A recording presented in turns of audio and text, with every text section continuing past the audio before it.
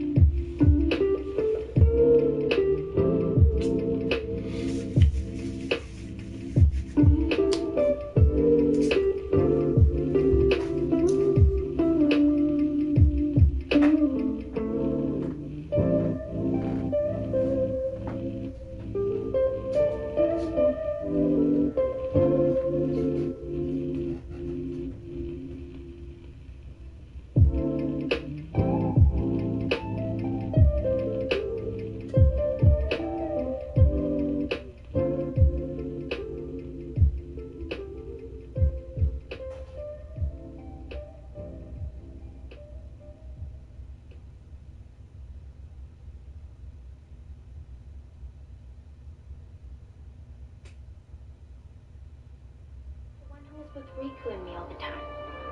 We played together on that island. His voice always used to be there, and now it's gone. I can't think of his face or his name. I feel awful.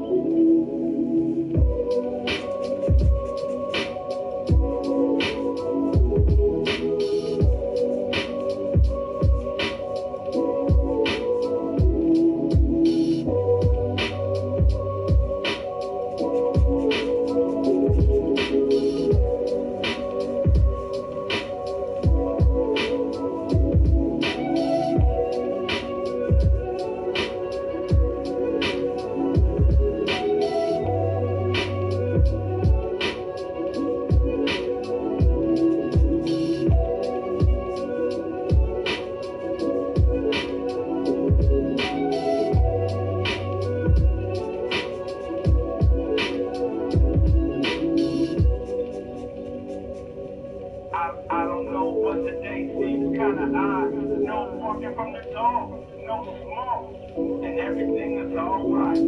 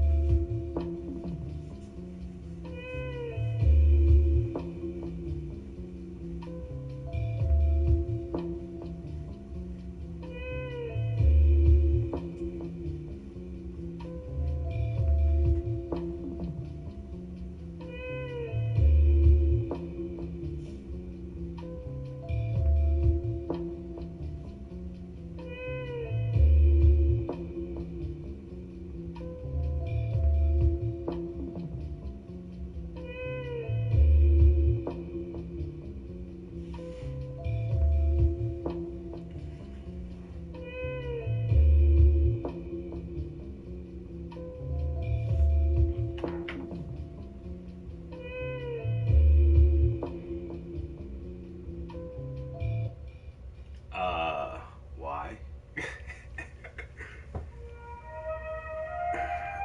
Here, bouncy proper angry.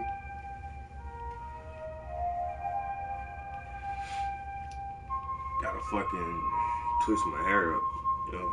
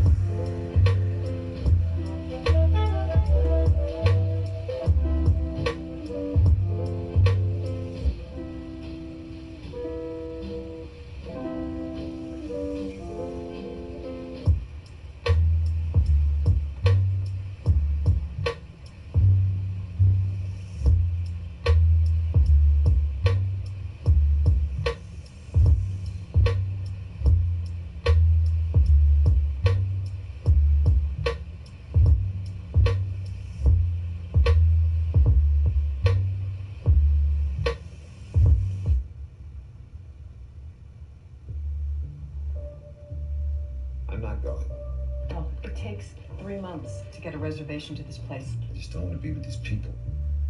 It sounds super exclusive and sexy. All right, in front of the judge is a memo set. He looked over, he did.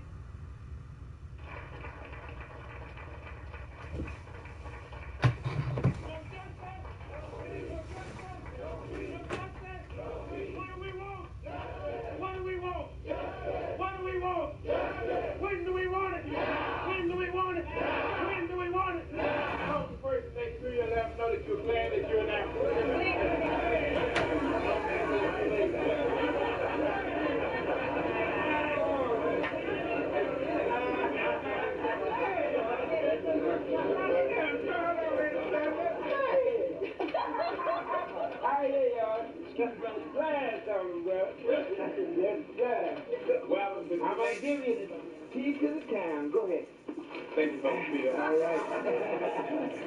Welcome to the Slave Theater South.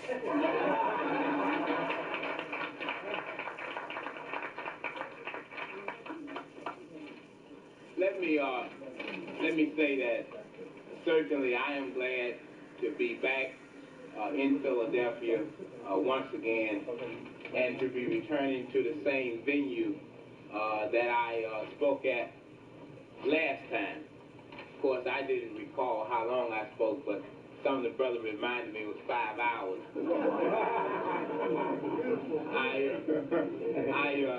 I don't plan to rival that today. But in any event, it was certainly a great time down here, and we really enjoyed the discussion. Today, I want to thank ASCAP for the invitation, and certainly anytime that our people can come together anywhere to deal with serious issues, we know that the enemy is somewhere trembling. Certainly, they know that we are here, and I'm not Reverend Hoopenholler, and we're not blazing pie in the sky or selling prayer cloths today.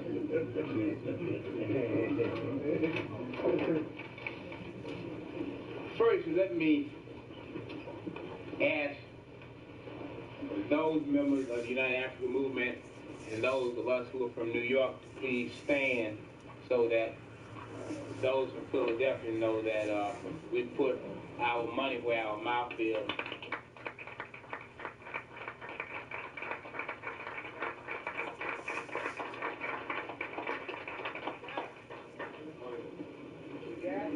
That's all that were able to get on the bus. Some are still standing on Fulton Street.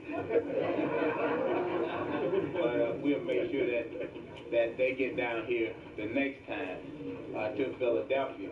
Let me say also that many of you from Philly are not any strangers to us, and we've always been blessed with your presence on a weekly basis.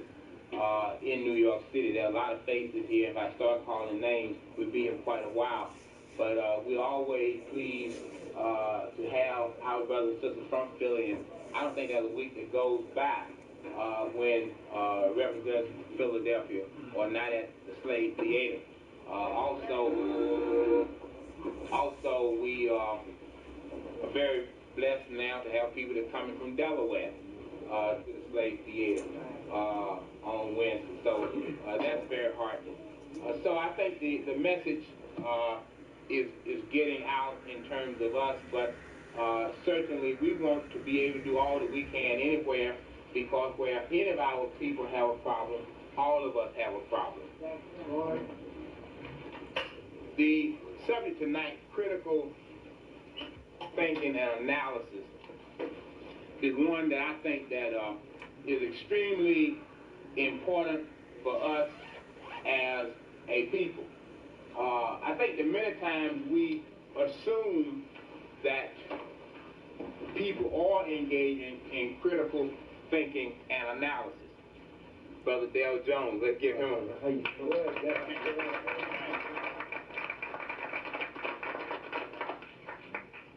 Certainly, a lot of us assume many times that we are in fact engaged in critical thinking and analysis. And one of the persons who I heard began to really emphasize this, and I had to begin to take note of it in his personal conversation with me, as well as my listening to him on his broadcast. And I know many of you in Philadelphia also stay up in the midnight hour to catch the voice of Bob Law from 12 to 5 in the early morning. And certainly one of the things that Bob constantly talks about is critical thinking and analysis. And Bob, being a talk show host, certainly get an opportunity really to see the level of our thinking and our analytical skills. And as many of you know, Bob does not hold back his tongue. He does a little tongue whipping while he's on the broadcast, but we all take it because we know that Bob is sincere and is for real, and that he really cares a lot about us. But in my beginning to look at this particular topic, I certainly want to begin to think about what may be the problem. And I really want to share with you something that I think that will open up tonight how we can really look at the problem and how we can really attempt to try to resolve it. That of critical thinking and analysis. And I think that if most of us would basically assume that anybody had the ability to do some critical thinking and analysis, it would be lawyers. Certainly, lawyers would like for you to believe that. They would like for you to believe that for the $400 or $500 an hour that you're paying them, that you have some real mental heavyweights representing you. But What up, guys? around 1976, I was working at Legal Services in Harlem. Yeah, I hear this. And when I first went to Harlem, the office was all white. And that was a cultural shock for me because I had just come from Georgia. I had all of these mental pictures of Harlem in my mind, and I certainly did not have a picture of white folks dominating a legal services office. So just my mental perception of Harlem and my seeing this actuality came in conflict with each other. And so when I got there, I was hired. The director was black, but nobody else was black as far as the staff, about 20 white lawyers there. And I just felt a little bit uncomfortable. I just felt as though that our movement should be led by black people. I could not understand why these white folks were there. Some people may say, well, you know, you are racist. And I plead guilty. Because I believe in the race. And that's what being a racist is all about. There's a difference between being ethnic and being racist. Most of us are ethnic. Most of us come together because of our common experiences. But those of us who are racist use race as a weapon, which is a big difference. Because when you're out here in the wilderness in North America or anywhere else, you're in an environment where you must use some weapon to at least defend yourself. And so race has to be more than just some ethnic identity talking about our common oppression, but it must be some weapon that we must use and this to girl obtain Tina our liberation. And so chilling, in that watching sense, the boy do his hair. I went to work. I Because told some of the secretaries who was there that every time I hear somebody quote me a price at a salon, everybody looked at me like I was nuts. I can do my shit for some free. of the secretaries saying, well, you know, Mr. Maddox, we know you just got here from Georgia. You just got off the boat. So we can understand that you're not too swift. And, you know, we sort of ignore some of this wild talk that you engaged in. But in any event, over a period of 2 years, and this is a true story. This is as live as you can get. Even been written about by white folks. In 2 years, And you got her on the PlayStation live stream the first time. In 2 years. And I was busy day and night. During the day I was in court, but at the night I was checking their files out. And just like white folks do us. So I was checking their files out, putting out all of the malpractice cases, which was not hard to do in the black community because we are always the victims of legal and medical malpractice. That's right. Every other form of malpractice. So it was hard for me to pull out all these malpractice cases. And I documented all of it. And after documenting it, I presented it to the authorities. And at that particular time, the black or the Negro Bar Association,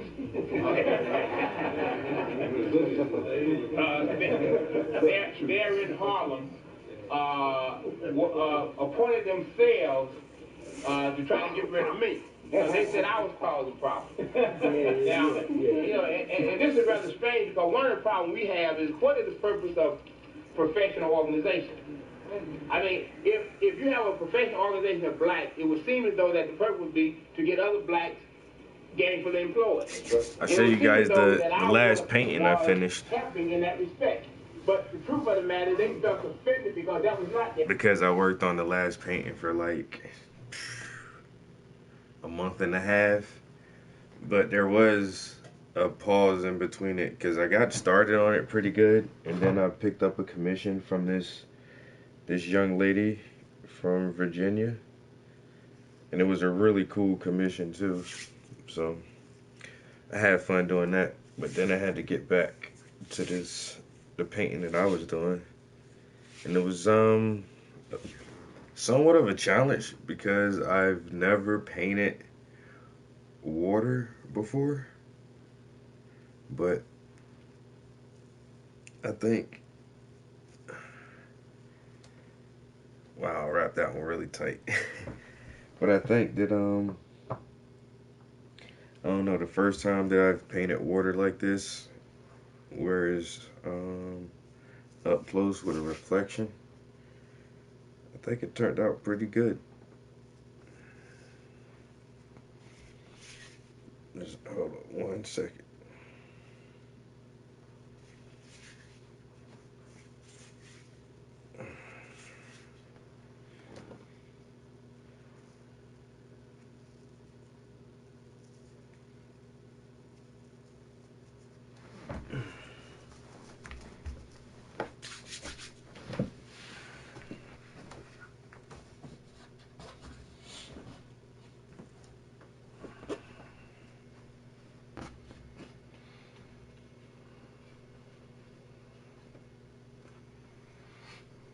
Yeah, so this turned out pretty damn good. I must say so myself.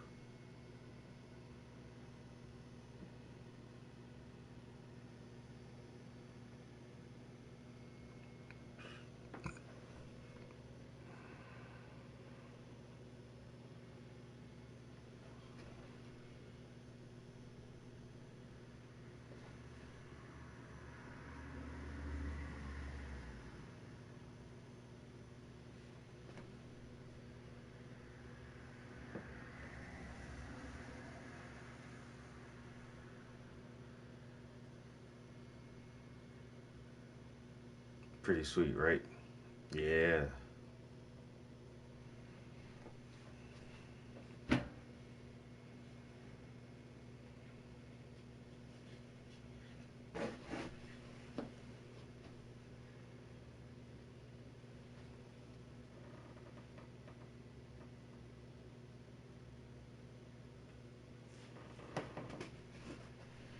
Yes, I worked on this for about maybe 45, 50 hours, something like that.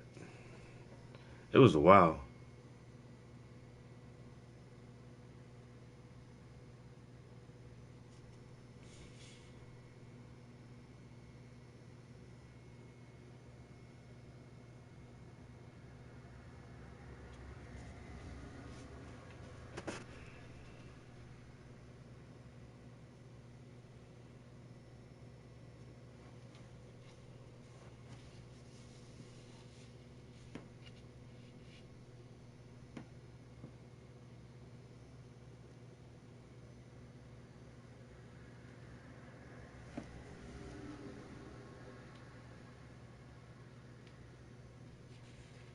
Of course, you got that good signature on there.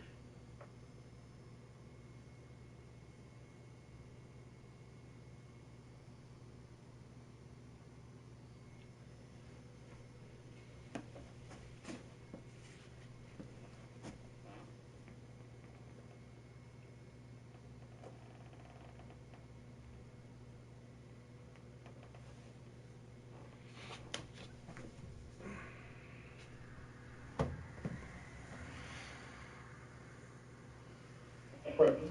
Because their purpose was to get close to that slave master.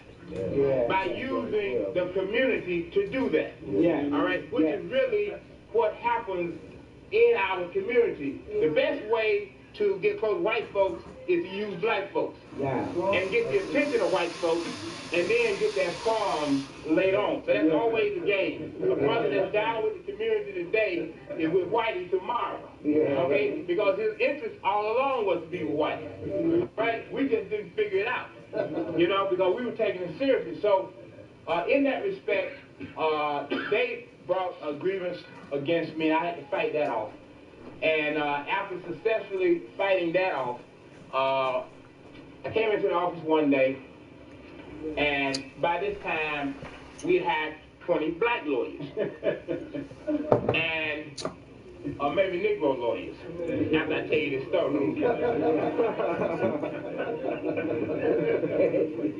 And so, they came and said, Alton, we want to have a meeting with you.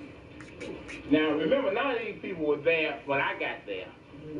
And I was diligently working to get them in there. They said, you know, you got to lead the organization. I said, oh, yeah? I said, well, you know, I was here first. They said, yeah, we understand that, but we don't want your kind around here. And I said, well, what is the problem, brothers and sisters? Seriously.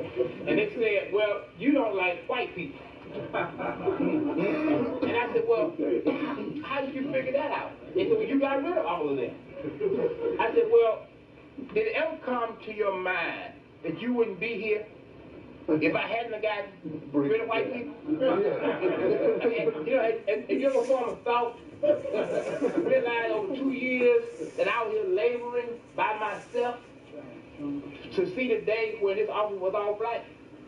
And they said, well, we don't want to hear that race stuff. We want you out of here. That was a Friday.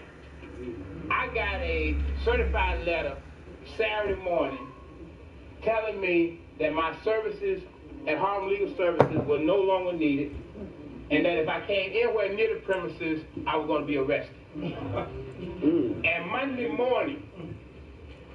morning, they had a security guard in front of the place waiting for me to arrive. All right? Now, I say all of that because lawyers are supposed to have the ability to think and to reason and to analyze. And for 20 black lawyers to be unable to understand why they were being employed raises some serious questions about our ability to think. Because you're dealing with individuals who've done 4 years of undergraduate, and then have gotten into law school and done legal reasoning and all of that, and supposed to be able to deal with problems. And yet they cannot deal with their problems. And part of that reason is that white folks do not teach you in law school or anywhere else to deal with your problems. Thank you. That's right. They teach you to deal with their problems. That's right. And so that's the reason why when you bring a class of MBAs out of Wharton, one of the greatest business schools, they can't open a mom and pop store in West Philly because they are not taught how to deal with the problems of the black community. That's right. Secondly, there are 4 basic relationships that all people have with white folks in this country in terms of employment.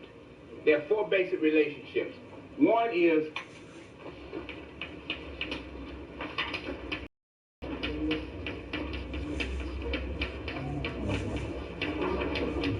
the independent contractor.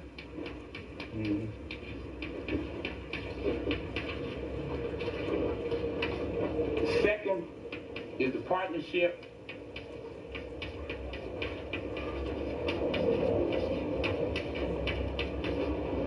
Third is the principal agent.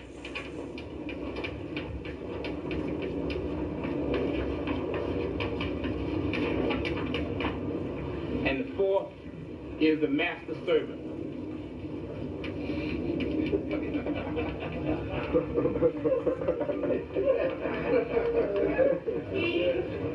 That's right. All right. That's right. All right. Those are the 4 relationships that people have in this country with white folks. All right. However, there are only two of those ever applies to black people. And that's the agent or the servant. Yeah, that's right. There is no black in America, including Colin Powell, Thank has you. risen above this line. Thank you. Nor Thank you. can you rise above that line. Either the principal agent or the master servant, a euphemism for slave or Yeah. a slave person. Yeah. All right?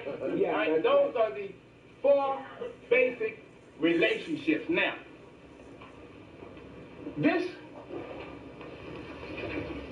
because this is all tied together, one of the real problems in our community is calling things by their wrong name. Thank you.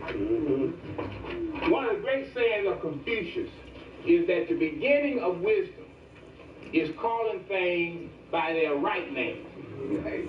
The beginning of wisdom is calling things by their right name. Now, this is important for this reason.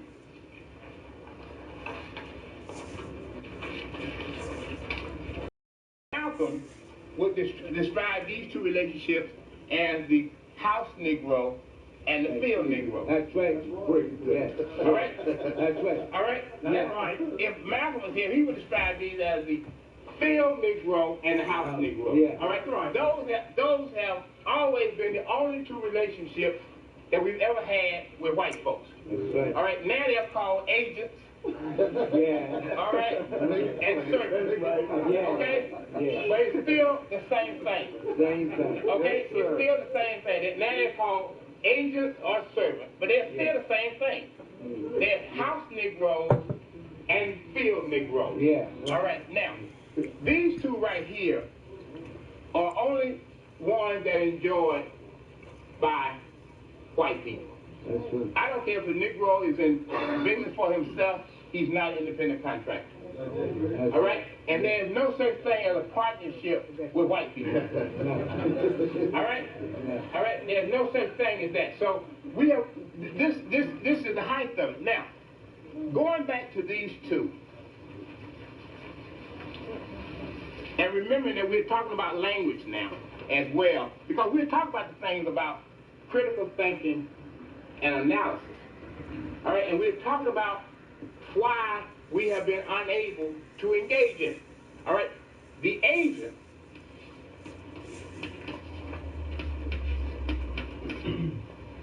the agent's responsibility, always, by law, an agent's responsibility is to collect information. All right, by law. An agent has to be loyal and obedient to his principal. All right? He has to give an accounting to his principal. All right? And he has to not reveal, not keep any secrets from his master. All right? Now, you call your leaders, but your leaders in your community are really what are called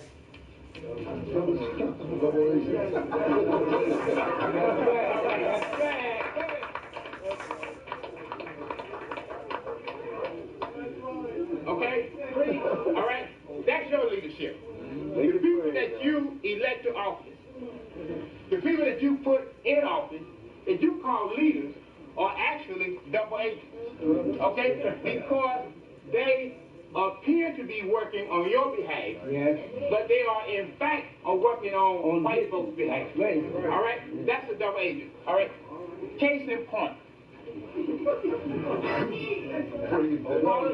Understand that I'm not singling you out because I have any particular vindictiveness for them. But I'm only citing them as an example.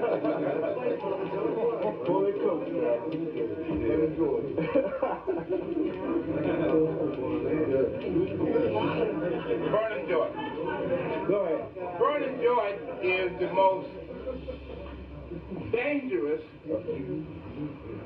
Negro in America. All right?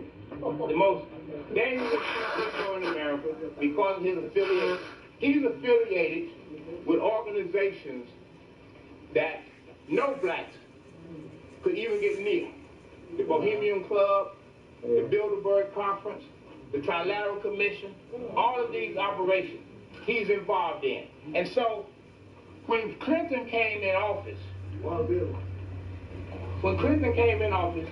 Bill by some characterization, when Clinton came in office, made Vernon George Fucking arms are tired. I swear. Black people started saying there's good times in America again.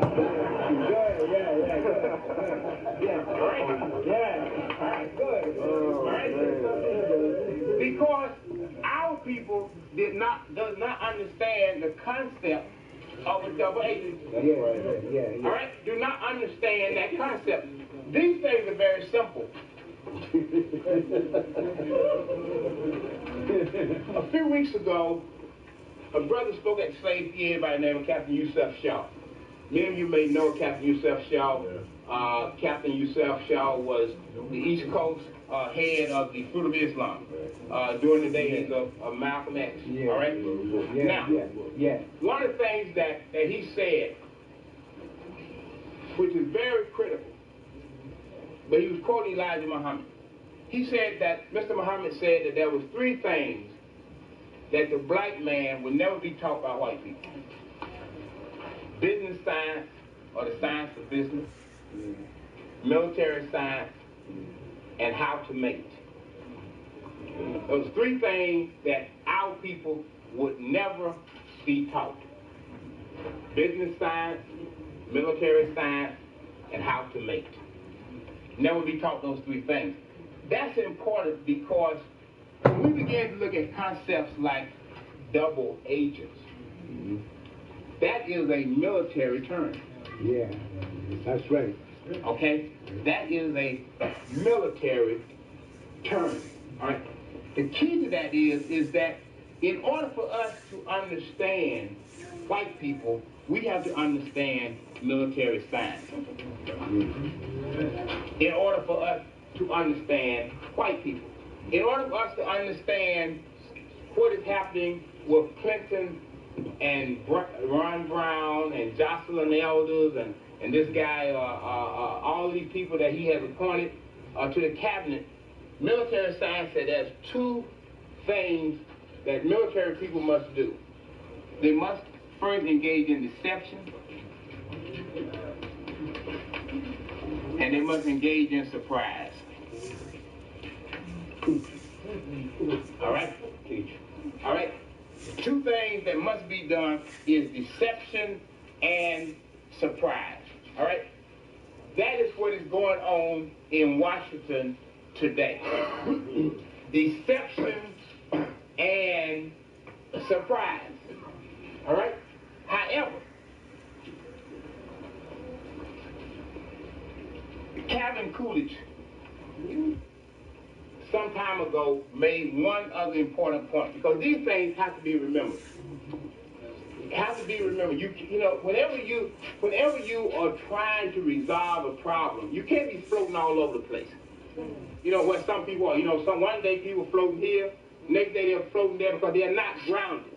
All right? You have to really know your environment and the people in the environment, and you have to reduce to certain basic principles that will clearly explain what is taking place.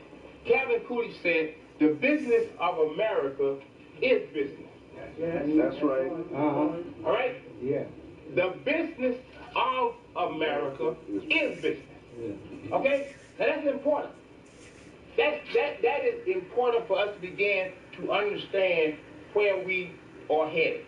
Now, the reality of it is that black people in America are not permitted to think critically and analytically. And if they catch you thinking critically and analytically, they're going to deal with that. Yeah. Okay? They're going to deal with that. Now let's go back as to why you cannot think critically and analytically. Many of you remember what happened to Dr. Leonard Jeffries. Yeah. Yeah. Similarly to Dr. Jeffries was a Dr. Levin. Dr. Levin has not lost anything. All right? Dr. Levin said that we are racially inferior. Dr. Jeffries said, well, we are the Sun people. The First Amendment protected Dr. Levin, but it did not protect Dr. Jeffries. All right? Now, if you ask most people why, what would be the answer? Racial. Most people say race, right? Racial. Okay. Okay. That is, however, not the primary reason. Racism is not the primary reason. The primary reason why Levin was protected and Jeffries was not is because the First Amendment only protects falsehoods. Thank you. Yeah. Okay? The First Amendment only protects falsehoods. Yeah. All right? When I was in law school, I remember the professor was getting class and they would say, yes, the Constitution is the greatest document that man has ever drafted. Many of you probably heard that. Yeah. All right? Yeah. Greatest document that man has ever drafted. Yes, it was. The Negroes say, yes, this is a great document. Yeah. Even though in that document they made us the natural enemies, the white people. Yeah. All right? The Negroes say, yes, this is a great document. Yeah. All right? Obviously, no thinking going on. Yeah. All right? Yeah. All right. However, they said of all of the provisions in the Constitution, the most precious provision in the Constitution is the First Amendment. All right? All right? And the question becomes, the question I asked then was, why is this an important provision of the Constitution? Why is this the most important provision of the Constitution? Why is the First Amendment the most important provision? And I came to the conclusion that the First Amendment is the most important provision of the Constitution because the First Amendment promotes falsehoods. Okay? You have the right to speak freely as long as you're speaking falsely. Yeah, that's right. Okay? Yeah. And when you get some people that start speaking falsely, like you get Reverend Hoopenholler in the church, speaking falsely to his congregation, and then they start speaking falsely to somebody else, then you got a problem on your hands. Yeah. All right? Because there can be no critical thinking if everybody engages in fallacies. Yeah, that's right. All right? There can be no positive reasoning if you're using fallacious thought processes to come at your conclusion. All right? All right? You can't do it. All right? So the First Amendment was set up to deal with fallacies. Okay? Because white people deal in fallacies. Okay? You know, people ask me, they say, well, do you think the white man's a devil? And I said, well, I don't know if the white man's a devil or not. But he's certainly acting like the devil. All right? All right? All right? I don't know if he's the devil or not, but he's certainly acting like the devil. All right? All right? Okay? All right? And then, growing up in Georgia, I remember going to church every day, every Sunday. And you know, they would always give you this picture of the devil with his tail and the pitchfork. Yeah. Telling you that if you do wrong, Yeah. you're going to hell, Yeah. and you're going to burn for the rest of your life. Yeah. Well, if there is a hell, we must be in it right now. Yeah. All right? Yeah. This must be it. Now, why we're in hell, I don't know. I don't know whether we were banned in some other world. Or something. All right? All right? I don't know what the deal is. All right? All right? But certainly there was a hell we're living in. Why we got here? All right? Okay? Why we got here, I don't know yet. I'm still working on that. All right? But certainly, that's what we're dealing with. Now, when you begin to realize that the people that wrote the Constitution practiced Satanism, Yes, we did. okay? When you begin to understand that, then it becomes very clear that they would say, yes, the First Amendment has to be the most important because we got to promote lies. Yeah, that's right. All right? Yeah. Because if the truth shall set you free, then lies must keep you in bondage. That's the flip side of it, right? I mean, you believe the Bible says the truth set you free. That means that in order to stay in bondage, you got to have lies. Yeah. All right? So in order to keep us enslaved, all right, you got to deal with falsehood. Okay? The second point was, what was interesting is the religious provision. And so people say, well, they got you there, Maddox, because separating church and state, freedom of religion. However, what better way to divide and conquer people if Satan is sitting high and telling you that you can practice 10,000 different religions? Because the more times you divide up into your God, the more you're going to be each other's throat. Yeah, that's right. All right? Yeah. And the only person that's not affected by this is Satan. Yeah, that's right. Because Satan don't believe in none of God. He's born to God. All right? Yeah. All right. The only person that gets away with this is Satan. Or somebody's acting like Satan. Or somebody's practicing Satanism. All right? All right? To tell you can practice all these different religions. All right? Yeah. Then that becomes obvious. So, therefore, this is the most precious provision of the Constitution. All right? The First Amendment is. Because we have bound ourselves by this provision. Now, people say, well, Columbus was the greatest white man that's ever lived. And he was. He was. All right? Because Columbus did this. Before Columbus, we didn't have to worry about white people. All right? People that was over here in the Americas that had to worry about it. Everybody was saving white folks until Columbus struck out. All right? And the reason why Columbus struck out is because some brothers from Africa, you know, talking a little bit too much, let them know they were traveling over here. Now, Columbus and his boys would not go about 5 miles past this out in the Atlantic Ocean because they thought the world was flat. Okay? So we were protected from Columbus and the Europeans because they were engaged in a falsehood. All right? And because they were practicing this fallacy, they refused to go out into the Atlantic Ocean because they didn't know how far they were going until they fell off. Okay? So the world was safe.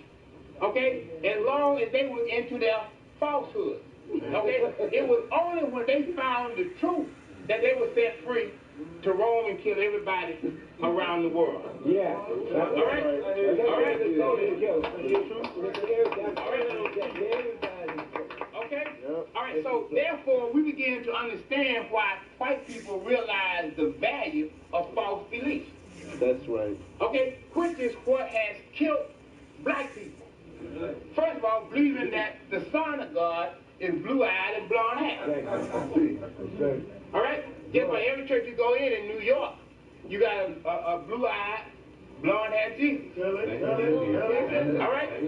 Which is the greatest and most harmful of all false beliefs. All right? I mean, to have a Bible in the church that describes who Jesus is, and you paint a blue-eyed, blonde-haired, possible devil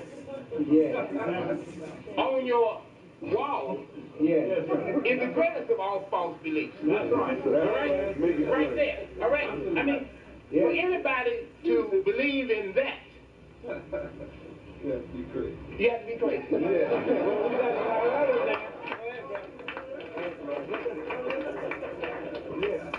Now, notion of false beliefs. Over the holidays, they were showing a nativity scene in Chinatown in New York. And the Chinaman was all dressed up and the whole bit, and they kept having this baby, but I couldn't ever see how this baby looked. You know, so I'm sitting at the tube for about 12 minutes trying to see, well, gee, I want to see how this baby looks. You know what I mean? So that's going to tell me everything about these Chinamen. All right? After 12 minutes, finally the camera showed this baby. It was a Chinese doll. And Jesus. And I said, boy, I'm sure glad they ain't coming to the black community. I mean, can you imagine what a nativity scene would have been in the black community? Yes. A blue-eyed, blonde, White man. That's right. white doll. Blue and dead. All right? Can you understand that? So when we began to understand about how to engage in critical thinking and analysis, the first thing that we have to do is to deal with these false beliefs. All right? And to give you an example of that, there are 3 or 4 major Supreme Court decisions. All of them lies. Every decision the Supreme Court ever written about black folk was a lie. Absolutely. Thank you. Okay? Now what white folks do is, after a while, they say, well, we're going to reverse this one because that lie wore out. So then we're going to put a new lie in its place. In this place, All right? bad. Okay? Yeah, All right? So therefore, the first fallacy was that we were 3/5. That's right. So you. All right? That's a fallacy. Absolutely. I mean, anybody who believes that's true, please raise your hand right now. All right, now let's go to the next. The next fallacy was no Negro has any right that a white man is bound to respect. Yes. That's a fallacy. All right? That's Dred Scott. Yeah. The third fallacy was Plessy versus Ferguson, separate but equal. Yeah. Okay? Yeah. That was in 1890. That was a fallacy. Yeah. All right? Then the fourth fallacy was Brown versus Board of Education. Yeah. All right? When they decided Brown versus Board of Education, they said, well, separate but equal was a lie. So now, it's Brown versus Board of Education. And to begin to understand how we're not engaged in critical thinking and analysis, Brown versus Board of Education, the whole notion of integration.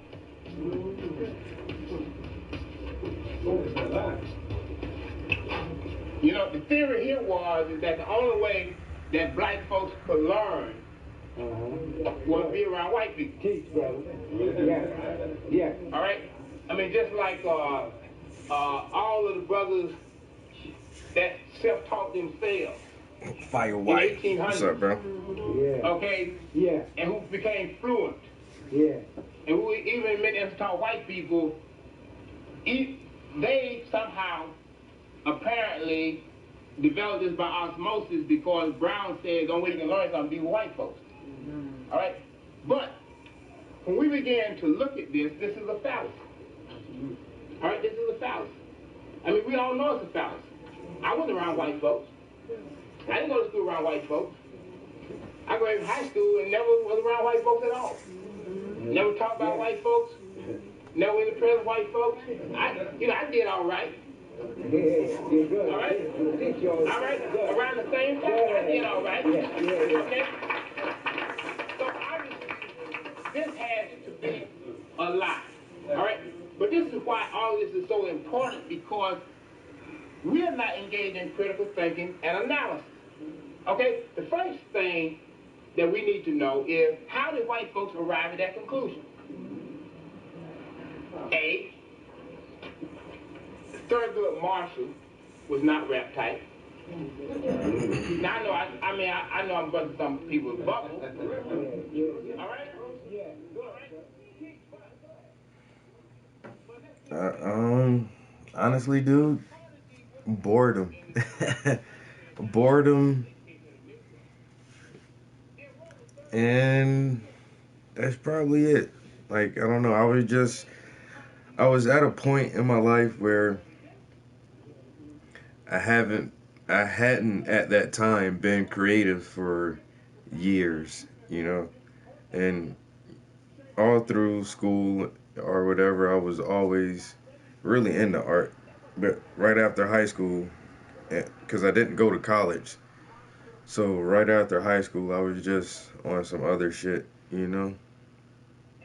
And so for years, I never cared about art or anything like that. And then, I don't know, one day, I was just bored with every fucking thing. And I had shit, you know what I'm saying? I had a nice car with rims on it and had all my homies and we were rapping and going to the studio and always been a gamer, so I had, you know, the newest video games and I was single at the time. So I had girls and everything. You know what I'm saying? I was doing good. You know what I'm saying? I had a pretty good job. Everything was alright. But no, you know, even though everything was going well, I was just bored as fuck, yo. Like, I don't know.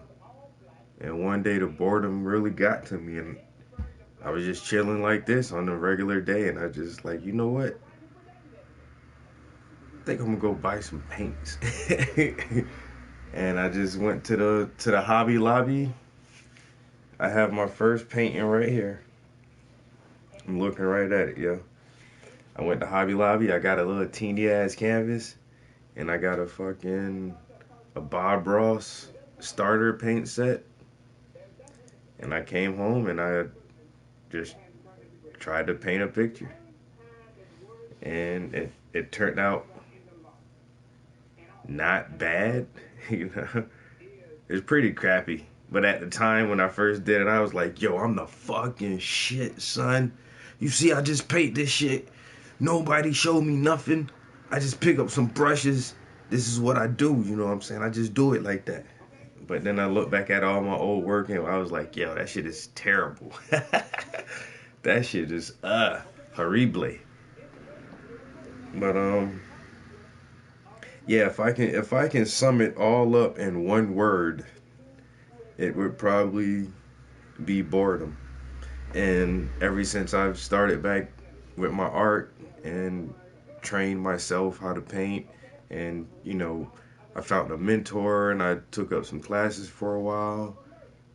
And now that I have my art, I'm never bored. You know what I'm saying? And that my art is what cures my boredom. You know what I'm saying? If I don't have I barely watch TV for one, so there's hardly anything ever on TV, and I game, and I think like my gaming is dying down a lot too, because I don't stay online as much as I used to gaming. But you know, if I don't got shit to do, I go paint, and I'm not bored. You know what I'm saying? That's my cure for boredom. Yo, my very first painting, yo. You see the date? 2009.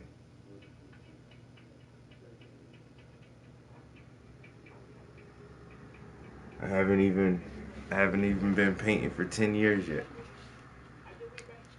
2009, February. This was the first painting I tried to do, yeah. That yellow paint, that's not supposed to be there. I just kind of fucked it up one day and got a little paint on there by accident. But this was the very first painting I did.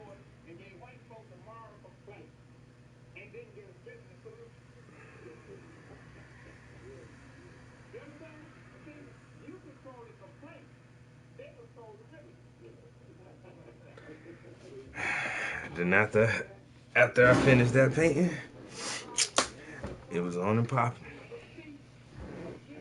And I've been painting almost every day ever since, yeah. I take breaks here and there. I got a little trip coming up in the next week or so. I gotta go handle some business. So I might be on a little painting hiatus for a minute. The concept that we're dealing with now is simply one of better integration, a loss of identity, and this is why our young people have lost their minds, and this is why, and those of us who are saying that we got to develop our own knowledge of self, man, no, we got to wipe them out. Because you're working against their plan. Their plan is to have you lose who you are. Okay? Because once you lose who you are, then you can no longer have any confidence in yourself or anybody else that looks like you. All right?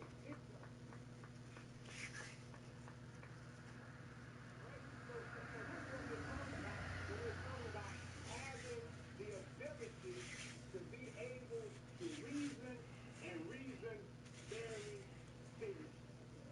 All right? And this is the problem why law is a very dangerous instrument to be tampered with, and most Negroes have no business dealing with it. All right? They have no business. I mean, just simply that. Because Almost done with this fucking hair. Oh my god.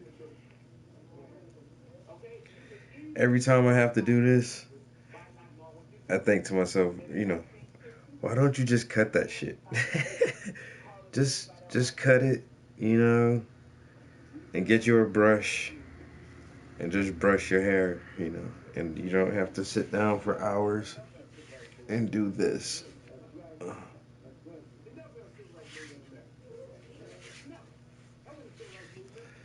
Just cut it, get your waves back, like back in the day in that high school mode.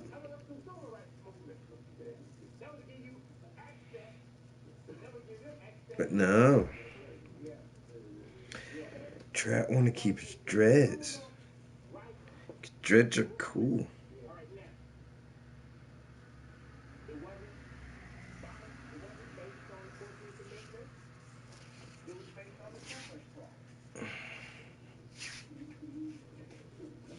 Palm roll.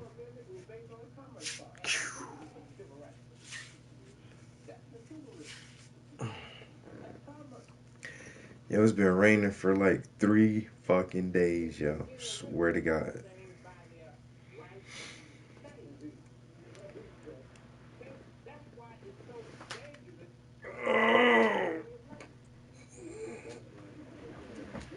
I don't know. This year, on my birthday, I may treat myself to a salon visit. So I've never ever been to a salon before just because I think they charge too much. But one day,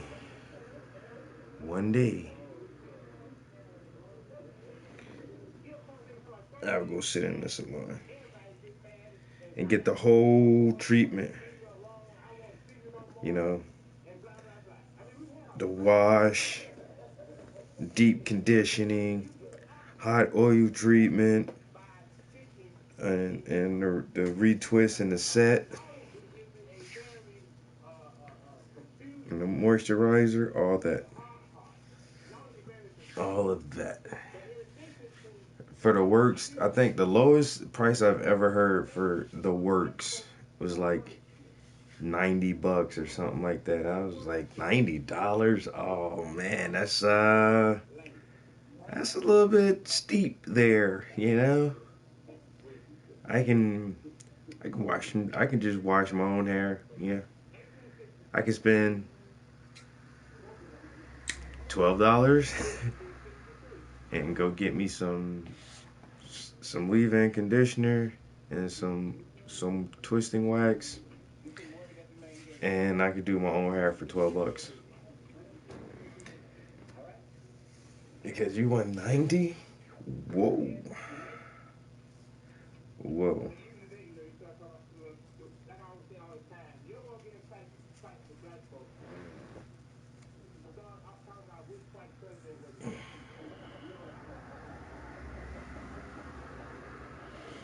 I might do cut my dreads one day. Like, I don't know. I keep saying when I'm 40. You know? When I turn 40, I'm going to actually become an adult.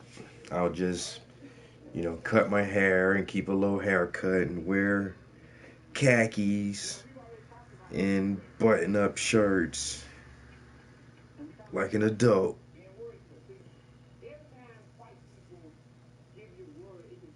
So I can look like I'm 40.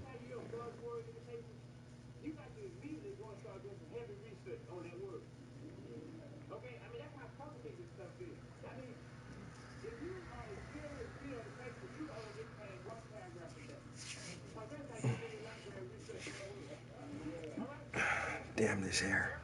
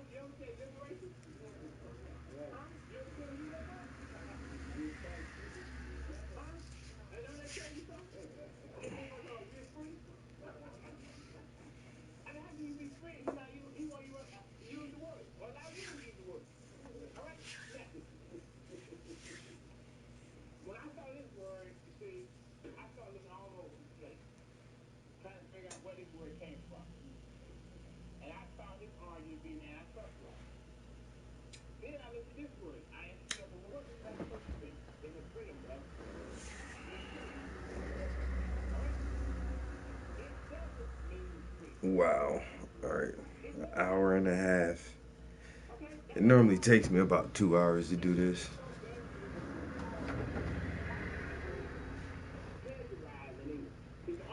This is my morning stream, guys. We're just sitting around listening to some Automatics. All the words around the world are put up in English. Just twisting my hair. It has no single origin. Okay, it's a hard part. My afternoon stream or my evening stream, I will definitely be working on this new project. I'm starting a still life, and I have a drawing in my sketch pad that I've been working on for weeks as well. I need to get that done. It's a picture of one of my homies, Mr. Kent. That's very illustrative for this reason. This word means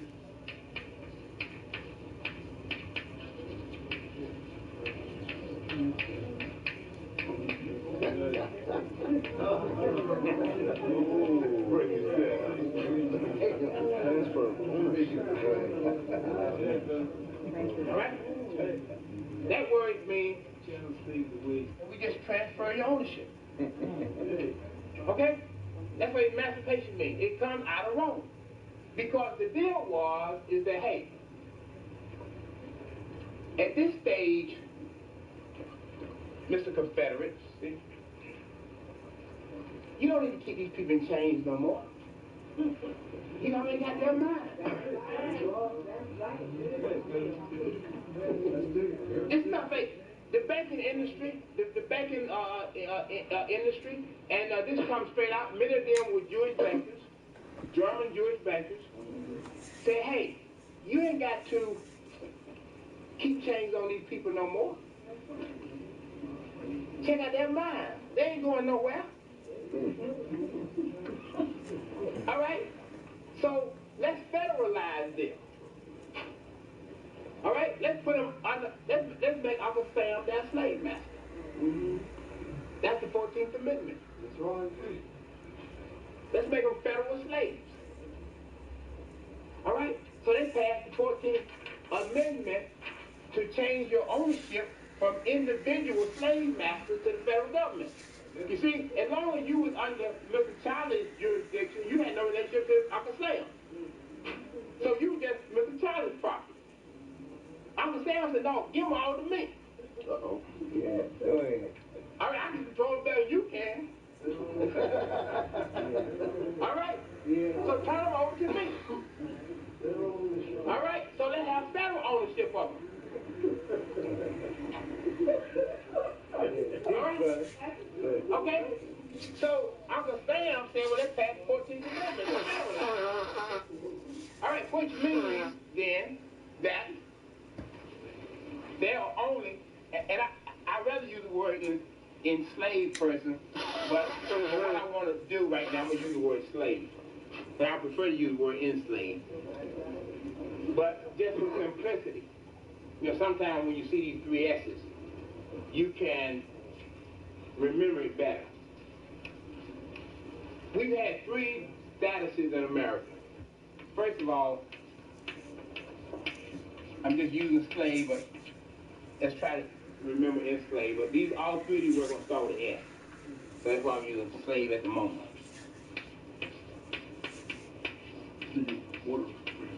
Okay.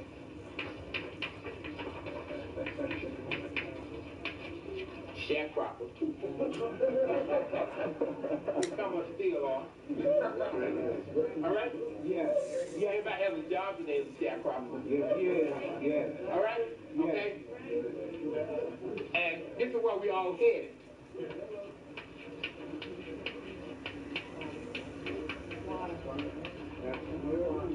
Squatters. All right? That's where we all headed. Okay? You see, at this stage, when they told you to leave the plantation, okay, when they told you to leave the plantation, you were a squatter. You didn't have no land. I mean, you were on somebody's property, you were trespassing. Am I right? Yeah. I mean, the white man said, all right, you go. Go where?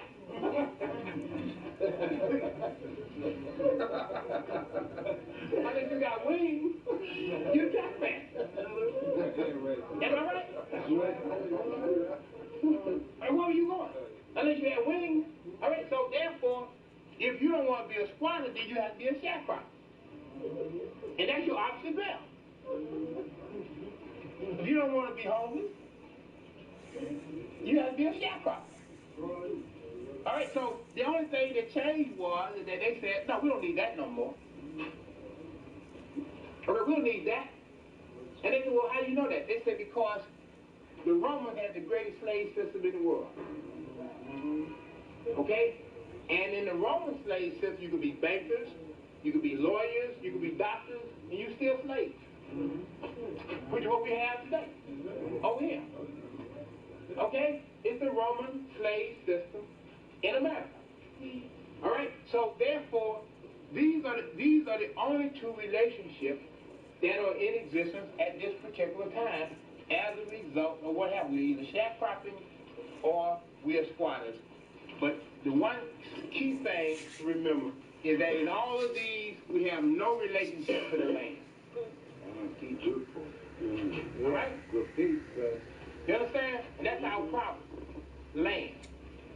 Because what? If you're a slave or a sharecropper or a squatter, you have no relationship to land. And that's the worst position any human could be in. Where you have no legal relationship to land. All right? Which means that if you are a squatter or if you are a trespasser, you open gates.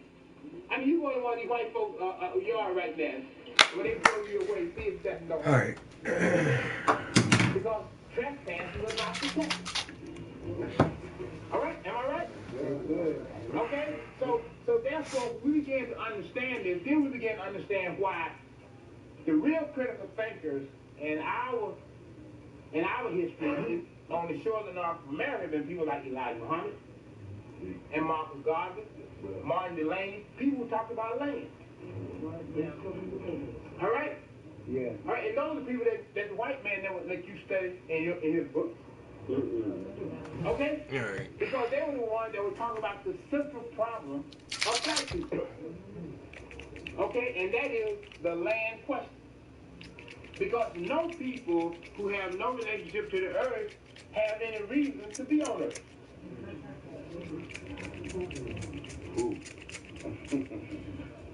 I mean, you're a stray dog. When you ever seen stray dogs? I mean, you begin to see that now. Get away from here. Yeah. You know what I mean? I mean, you see it now? Can you see what our people? Get away from here. You don't belong here. Get away from that. Huh? That's a stray dog. Yeah. Yeah. I mean, that's where we have reduced ourselves to. All right, as a result of this. So these are some things in terms of critical thinking and analysis, you know, that you want to begin to deal with in terms of how we get out of this morass that we are in. And Psych. as I said before, there's a lot that we have to begin to deal with. One, we have to understand the fact that we are victims of psychological warfare. That all of the information that we have is false. Yeah. Okay, and that we don't create information ourselves, it won't be created for us. That's right. All right? And to the extent that we acquire positive, truthful information is to the extent that we're able to progress. You know, there was some book that I was reading, and they were talking about Jewish power. And they said, well, you know, really, Jewish power is not based on money and wealth. Okay? That's not Jewish. That's not the foundation for Jewish power. And I thought it was very good analysis. They said that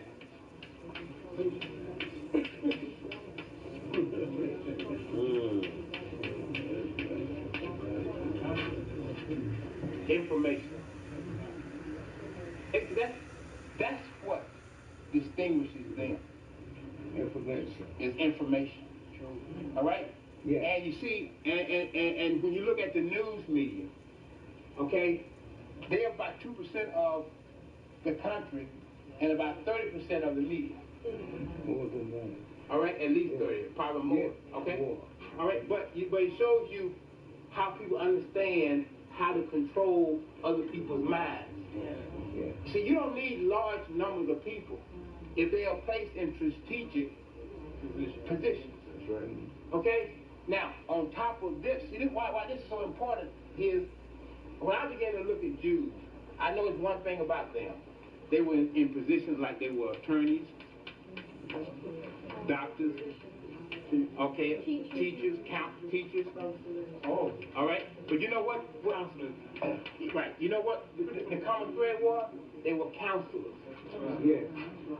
To set up the rule. You understand? Yes. They advise the king. Yes. Okay? All right?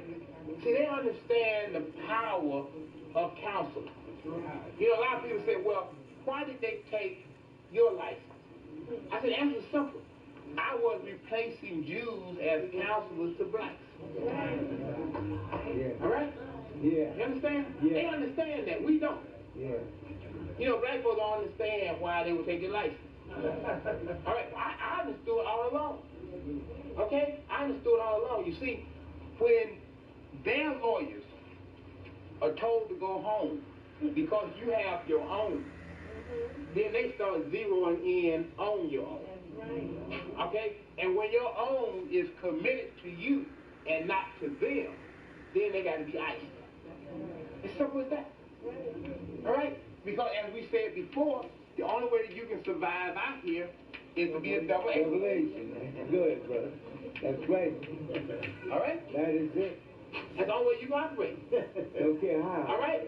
You know, you sit in your office, Yeah. people come in, you smile, you act like you're down with them. Yeah. Then you pick up the phone and tell white folks what What you they Yes. said.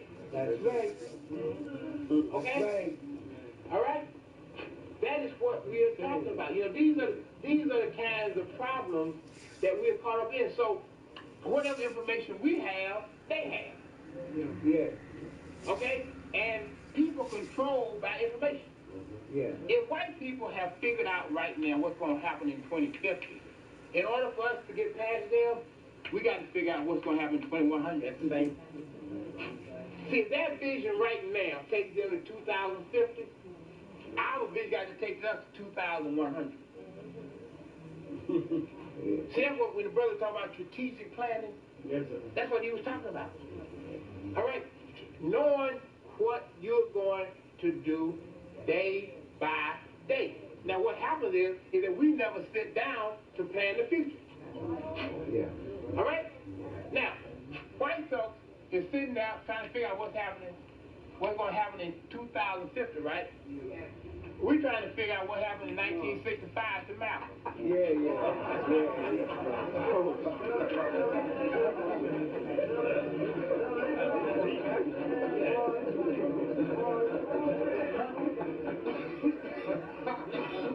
All right? Wake us up. All right? Please, brother, go ahead. So, you know, if you talk about what we got to deal with them, you got to be dealing with 2,100 right now. I mean, you got to be able to see right now where we're going to be in 2,100. Otherwise, we may well give this ship. Thank you. All right? Because we're not going anywhere. We can't project our minds right now to go to 2,100. We may well give up right now. All right? We may well give up. We certainly can't be going back trying to figure out what happened 50 years ago. All right? So that's, we start talking about strategic planning. You know, that is the key. You know, let me say this. Because I don't make no balls about this. We've had some success at the slave theater. All right? But we've had success because of one thing, to the extent that we have.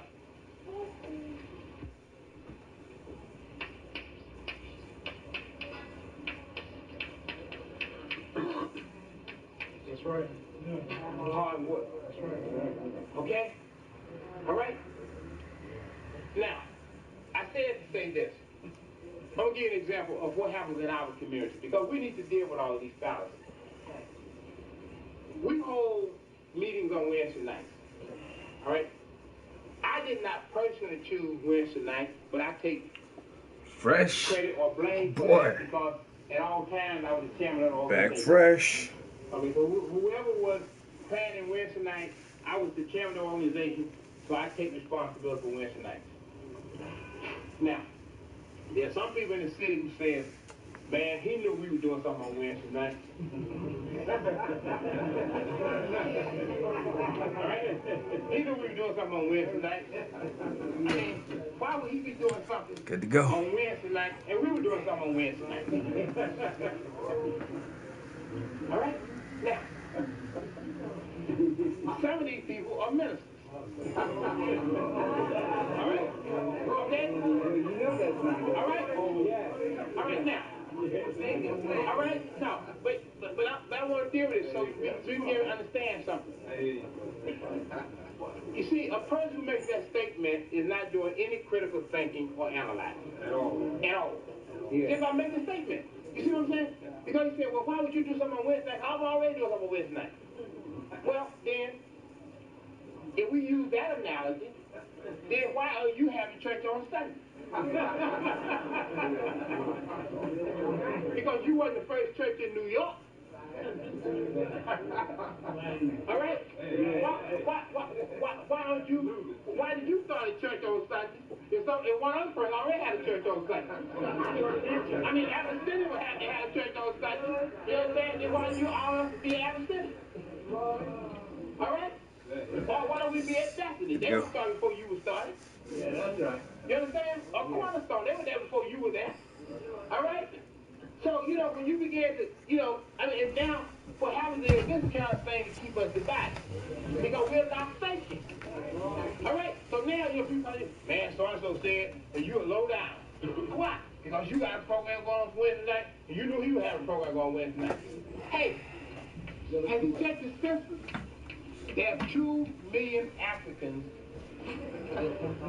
In New York. $2 million Africans. What are we going to do? Is going to be some kind of private enclave? Are we going to be trying to spread the word? All right? If we're trying to spread the word, then obviously we need more than one spot. Huh? Yeah, we're trying to spread the word. All right, now we just trying to make this our little domain. You understand? That's something different. All right? But the bottom line is there's 2 million people here. But you see, by us not being able to analyze collected data, just right up and down. All right? And that's where both our risk comes up. All right? First of all, it's just language, and there's nobody doing any kind of thinking or analysis. Yeah. All right? And then we take off and throw rocks here, and nobody even thought about an appropriate analysis of the problem. Yes, sir. I'm not the problem. The problem is that 1,999,500 who are not going anywhere on Wednesday. All right? The problem is as the world turns. And in living color. All right? All right? Where's the nice fight? All right? That's the problem. Am I right? Yeah. I'm not the problem. I mean, that's the real problem. If you got a problem, then why don't you go and start turning on television set? That's where everybody is. You know, why you go over there? All right, guys. Thanks for chilling for a minute. I know I ain't do no painting. I just did my hair, but like I said, I'll do another stream this afternoon or early this evening, and I'll be upstairs in the studio, and I'll definitely get started on this next project. So, peace. Till next time. Serious analysis at all. Okay? All right, and this is why we warn each other.